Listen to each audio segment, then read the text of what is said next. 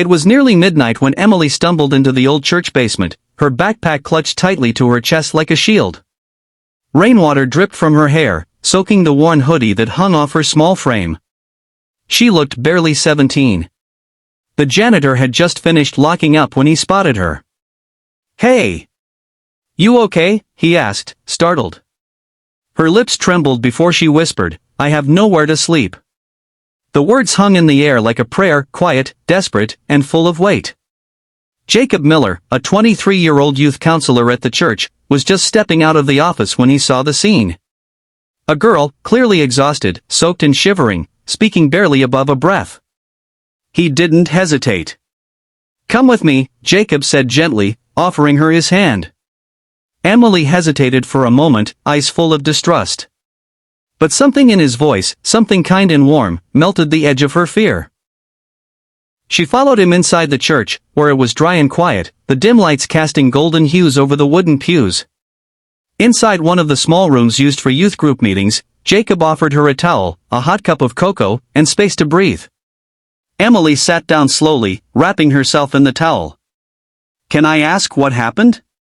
Jacob said carefully, not wanting to pry, just understand. She stared at the floor for a long time before answering. "My mom's boyfriend kicked me out." She didn't stop him. Jacob's chest tightened. He had heard too many stories like this, young people left alone, abandoned by the very people who were supposed to protect them. Emily had been staying at friends' places for weeks, never more than a night or two. Couch after couch, silence after silence. She hadn't eaten a full meal in days. Her phone was dead. She had nowhere else to go. That night, Jacob gave her his bed in the small staff quarters behind the church office. He laid an extra blanket on the floor and stretched out, his hoodie rolled up as a pillow. "You don't have to do this," she whispered, guilt creeping into her voice. "I want to," Jacob said, turning his head toward her with a soft smile. "You're safe here." Over the next few days, Jacob helped Emily in ways no one had before.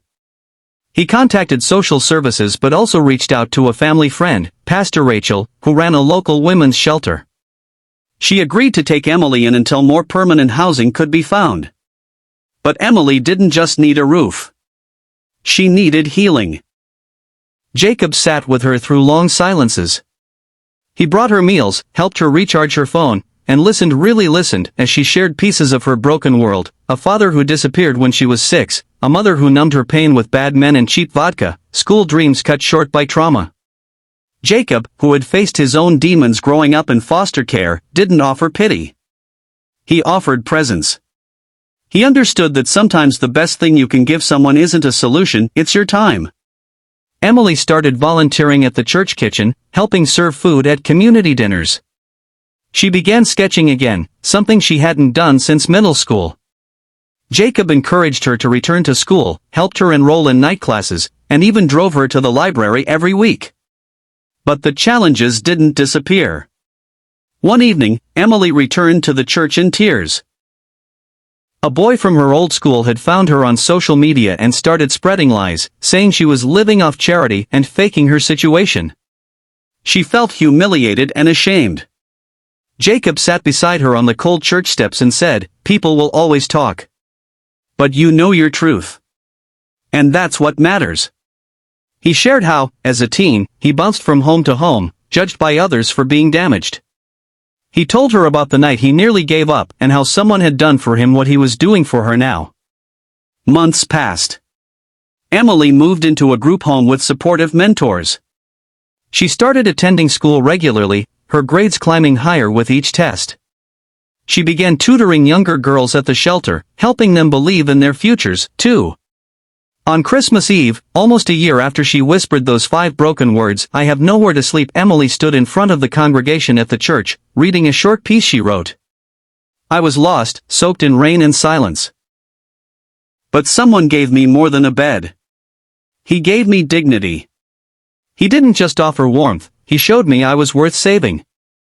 Jacob sat in the front row, tears welling in his eyes, not out of pride, but out of the simple, humble joy of watching someone find their light again. In the end, the message was clear. Sometimes, all it takes to change someone's world is one act of kindness. One warm bed. One voice that says, "You matter."